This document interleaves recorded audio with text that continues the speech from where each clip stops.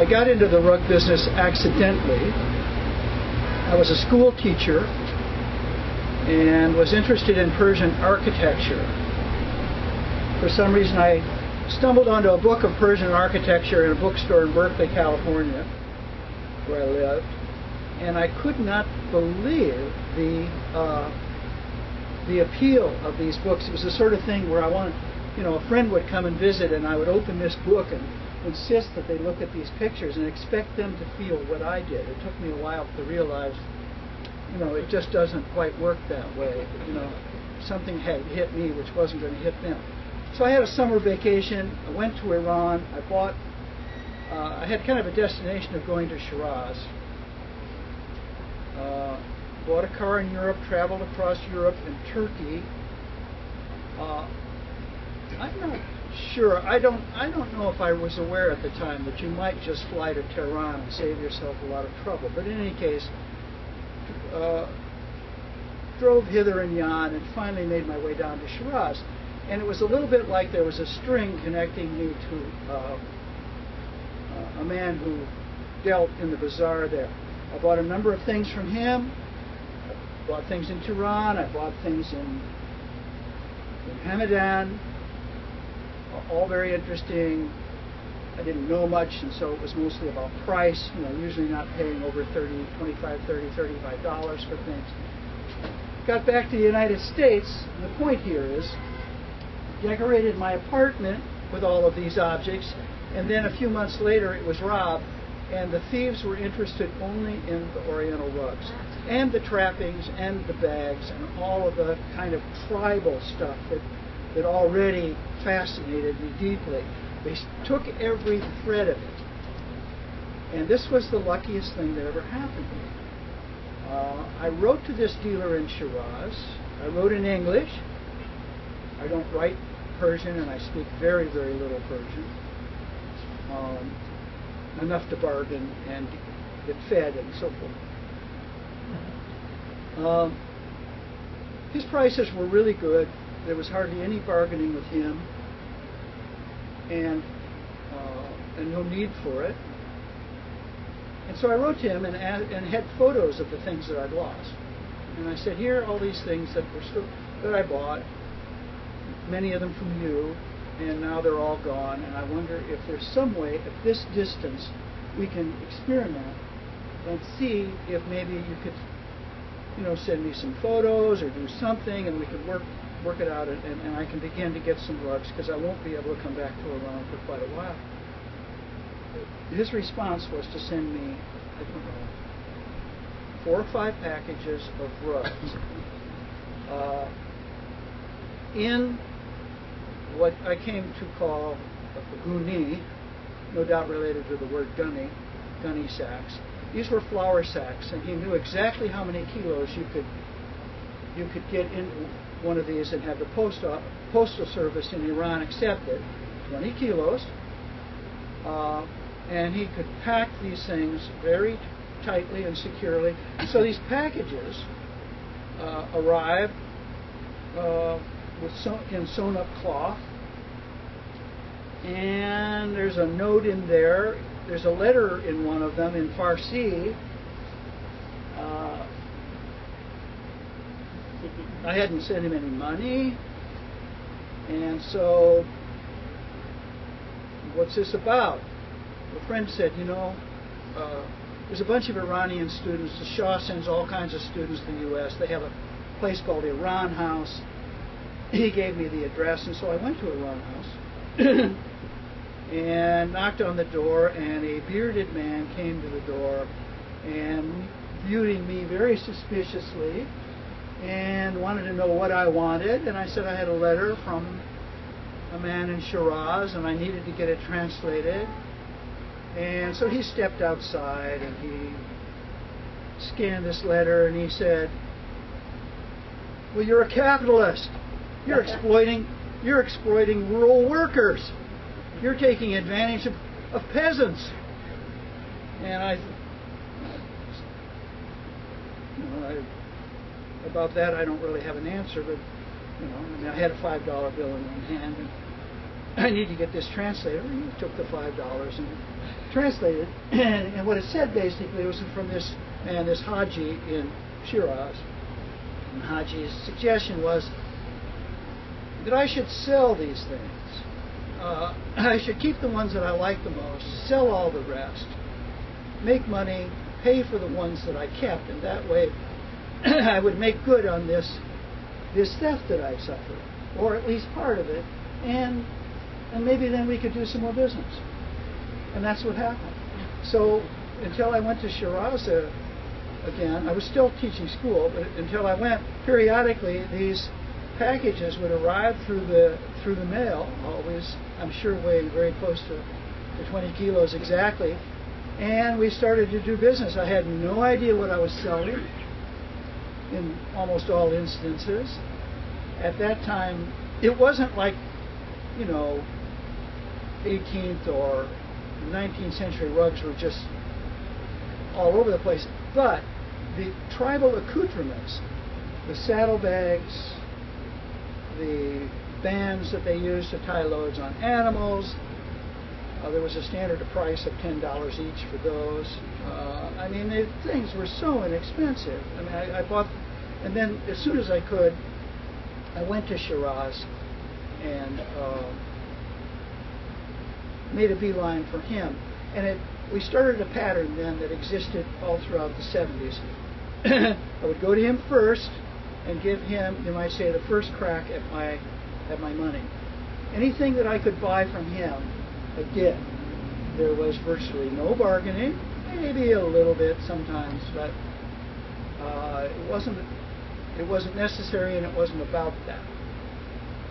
And then he would take me around the bazaar, and we would go to a whole bunch of dealers. He would skip some, but he had a route of dealers that we made year after year. And I did write about this in my first book, and I think I more or less did justice to this experience. He was an extraordinary bargainer. He didn't bargain when he sold, but when he went out to buy on my behalf, he bargained. And he would fight over the smallest sums. He would fight over 50 cents. And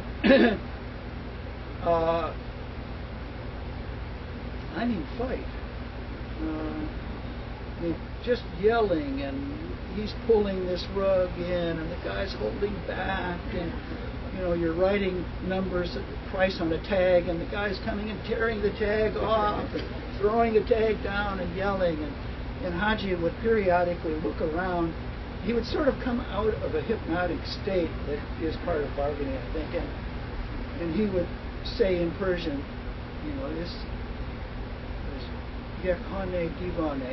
this is a crazy house.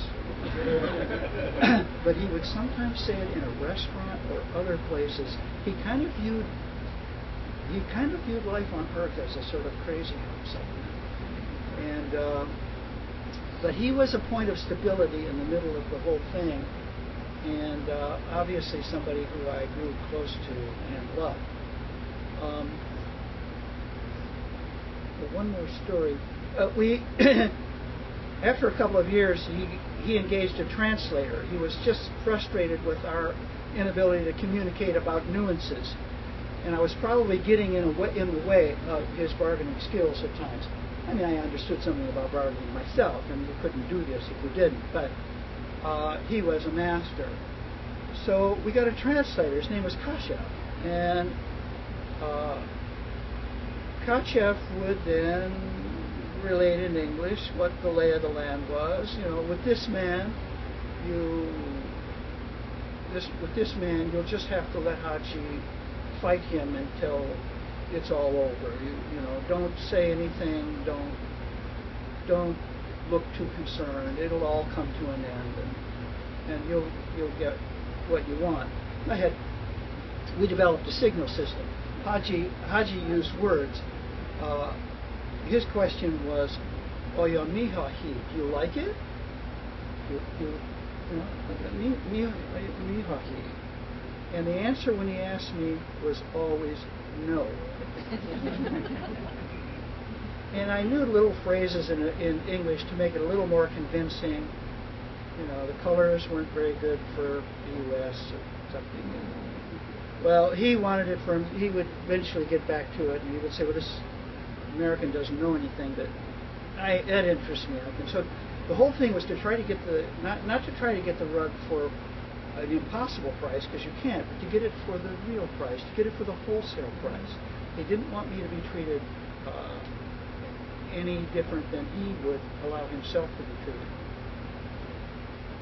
But there were occasions when he would have Gurdjieff and I completely stand away, like 70 or 80 yards away. These bazaars have long corridors. And I'm down over there kind of chomping at the bit, wanting to be involved in the deal. And so, you know, I said, well, what's Gurdjieff? What's he, you know, we have our signal system. Why can't we be over there? And he said, leave Haji be. This man is extremely difficult. Haji is making a psychology. So I once had an employee who heard this story several times, would come and confess to me, Jim, this morning I made a psychology. So it was a fantastic scene. And, the bazaar was just full of tribespeople, buying, selling,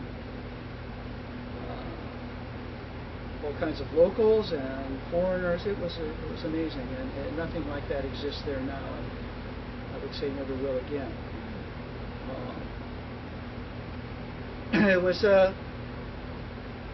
Is my voice carrying? So. Okay, I'll speak more clearly. I found out, I saw people like Murray Island. I don't know if some of you have heard that name. Murray Island's written some books. He and his brother were in the rug business together. They would bring things back from Afghanistan, but sometimes incredible treasures that they would, and the word was that prices were really low in Afghanistan.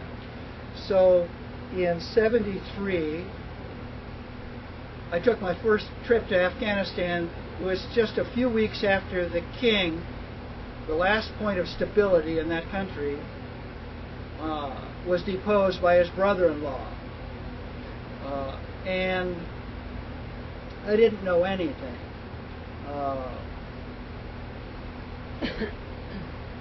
I didn't really know where to go or what prices were, whatever, but you know, you just have to start learning. I remember coming out of the airport, and there's a kind of a taxi stand, and opposite was a tank, and a guy sitting up on top of the tank smoking a cigarette. You know, so it looked like Afghanistan was more or less peaceful. And I got myself, I don't know, I have to be careful not to tell too many. At any rate, it was a fantastic scene, and I soon met a man named Noorshir. Noorshir was an aristocrat. Haji Rahimpour was a very simple man and was certainly not wealthy. Noorshir's family had an estate and a fort, and but he was a deeply practicing Muslim, and somehow something clicked between us, and so I got to be we became very close, and he didn't bargain very much. My partner was with me one year, and the way things were, he had a narrow building. It was 4 floors, and there were carpets on all of them. And if you found something you wanted, he was busy all the time. He was buying from Uzbeks or Turkmens out in front. He was selling to foreigners here or there. He was there were rugs pouring his way constantly, and he was buying. There were no prices on anything, of course, and so you'd find something you wanted, and an employee would come by, or maybe his brother-in-law, and you'd say, you know, how much does he want for that? And the answer was always the same. You interested in it? We'll put it up. We'll put it up on the 4th floor with your things. And you talk Norshire, and so you had no idea what they would. So over a period of time, 75, 100 rugs stack up, and the day comes when you bargain with Norshire. You go up, and he makes an appointment with you. Okay, after lunch today. This lunch is always sitting on the floor with a whole array of locals and people who just smuggled stuff in across from Kyrgyzstan, or you know, some visiting dignitary or whatever. So you're sitting on the floor, and after lunch we'll go upstairs. So you go up, and one by one you deal with the rugs. And there was some bargaining, and by that time I knew the market pretty well. And we did this for about an hour, and in this case with my partner there, Norshire said at one point, I'm tired. Jim Opie, you name the price, I say yes or no. And well, it's one thing to have someone else say, you know, 600 Afghanis, and you say, okay, or, you know, Norshire, that's hard for me. Can you take 550? It wasn't a huge bargaining between us that they're offering us. You know. And where especially where you're going to deal with one person, just once, then you know, who knows how high the prices can be. So he's, you know, so Jim Opie, you name the price, I say yes or no. And the same thing kind of reversed. It was not easy, but I did it. And then he turned to my partner. And I think this is what Norshire was actually after. Because he said to my partner, Bill, you know, Jim Opie, he tired. You name price. I say yes or no. And he wasn't able to, let's just say he was unable to do that. And I don't know whether some illusions he had about himself came crashing down, but some illusions that I had about him came crashing down. So, also in Afghanistan, in northern Afghanistan, I dealt with a man who developed he didn't have a verbal system so much as he had hand and foot signals. If I liked something, it was on the floor, I put my left foot on it, and if it was on the wall, I'm leaning against the wall, you know, just sort of leaning. And then he, at some point, gets around to it, and he asks me, these are with people who we don't know, they don't know me, it's a raw bargaining situation. And so then he asked me, do you like this? And I just, of course, say, absolutely not. You know, there's nothing about this that I would like. And what I liked was that over there. And then we would bargain over something that I didn't want. You're very good at bargaining over things you don't want. You're often not very good at bargaining over things you do want. And it's true in love and commerce both. But no, back to Afghanistan. So this system developed and was practiced over years. But the day came when I applied it with I tried to apply it in Peshawar, Pakistan, with some younger dealers, and it was all very cumbersome, and they didn't get it, and he wasn't really watching, and you have to stand somewhere, and so he thought I was giving signals when I wasn't, and over half the time it just wasn't working. He was trying to buy things from me I didn't want, etc. And then we came to the end of the day, and we went back to a parked car, and I stepped in something soft and disagreeable, and went over and, disgusted, I went over to a little patch of grass and tried to clean off my foot. And as I did so, the two men were laughing at me and pointing, and I said, "What's so funny about this?" And one of them said, "Left foot, left foot."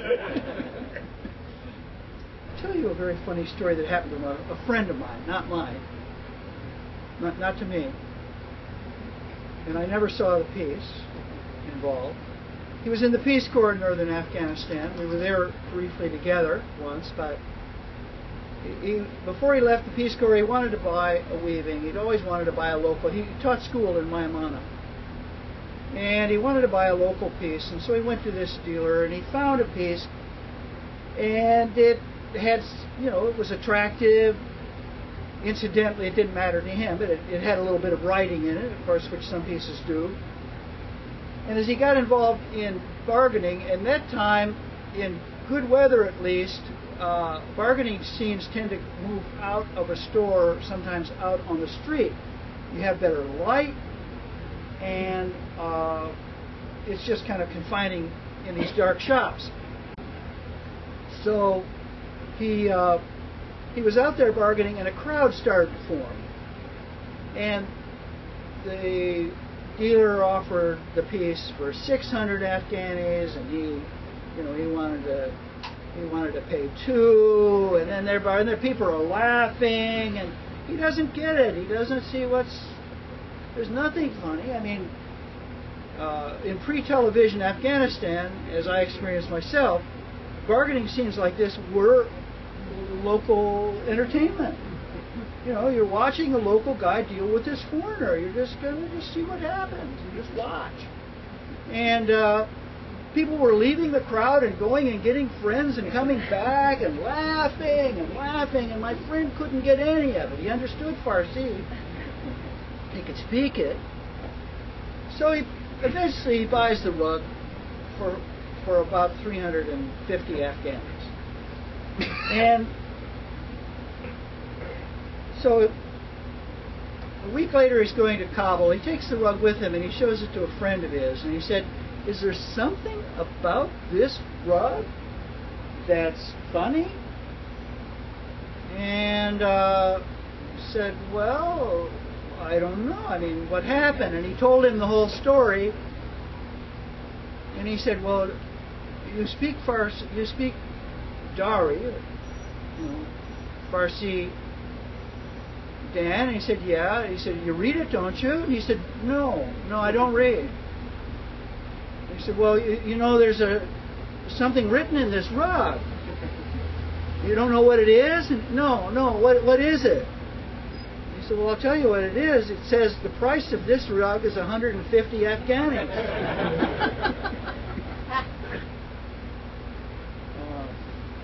This goes back to Shiraz.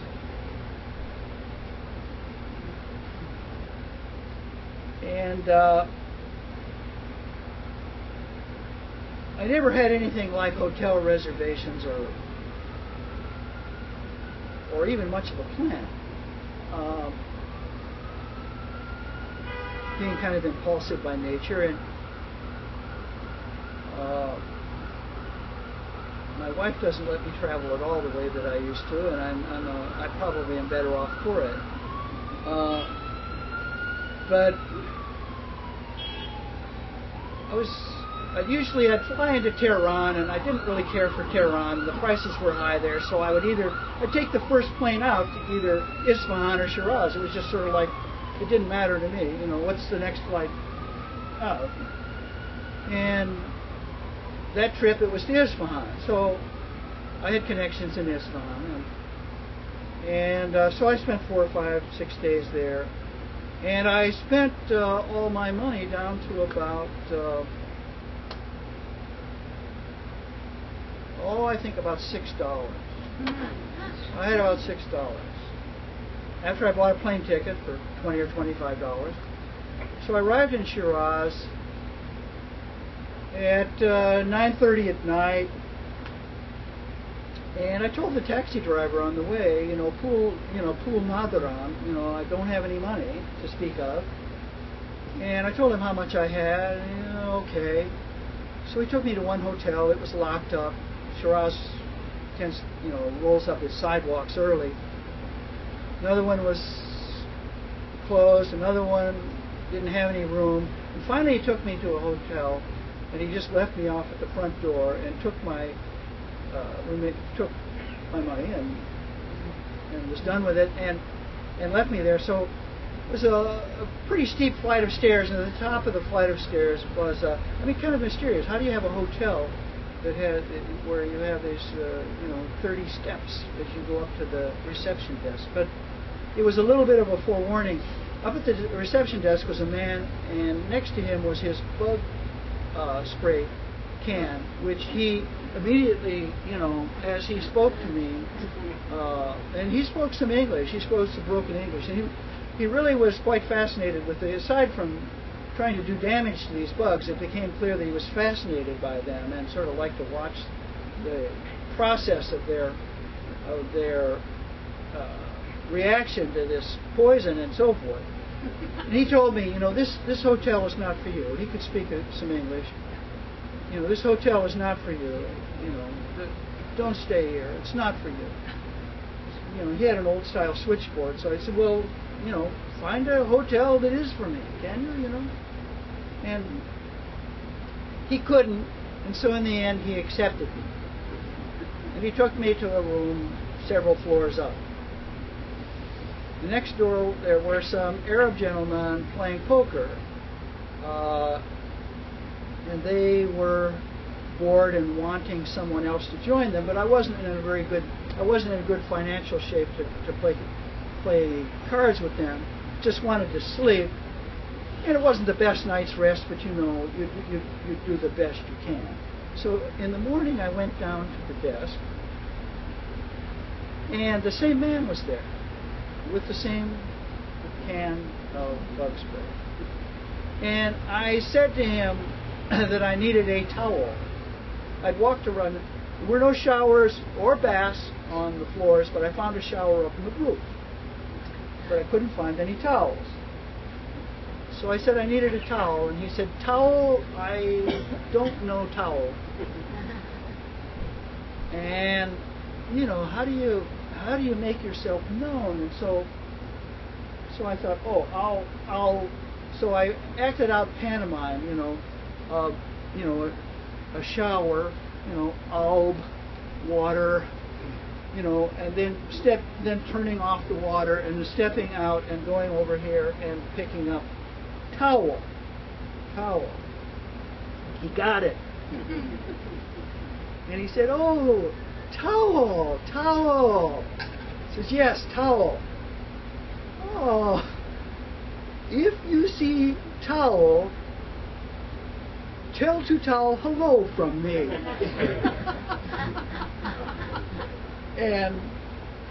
But I actually did finally find one, and it was Friday. I then realized, oh my gosh, it's Friday. Their holy day. I could have no money all day long. I actually had maybe, I had a couple of tumens left. And so I walked all the way from the hotel to the bazaar, about 1.5 miles. I bought a dast of bread. The word dast is hand in Farsi. It's about this big. He said, no, you can live on it for a day. And walked down. The bazaar was open, but very quiet. I walked down the main corridor. I turned into the corridor where Haji Rahim Poor had his shop. There was Haji doing some work on a rug. We greeted each other, and I said, to him, Haji Pool Nagaron. Haji, I don't have any money. He just turned around and walked back. Got a couple of 100 tumans, handed it to me as if it didn't need to be counted, but of course it did need to be counted. And the next day I wired back to the U.S. and got back on my feet financially, And it was one of my most rewarding trips. But as I say, my wife has taught me a different kind of traveling. So thank you very much for